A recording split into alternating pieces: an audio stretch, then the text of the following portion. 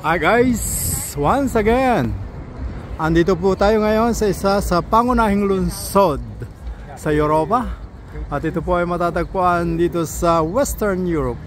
At naririto po tayo ngayon sa Vilnius, Lithuania.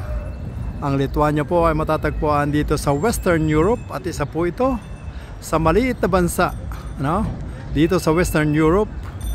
At ito po ay nasakop ng German during the Second World War, at pagkatapos po ay ng Second World War sila po ay nasakop ng mga Russian for almost 50 years.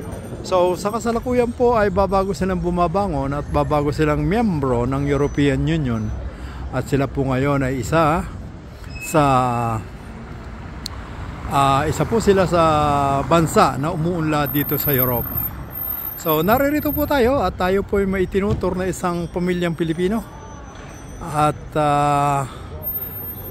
sila po ay nagtutour dito sa buong Europa. So sakali lamang po na magustuhan nyo mag-tour dito sa Europa, contact lamang po kayo sa teleponong 0039-329-0124926. Thank you for watching po.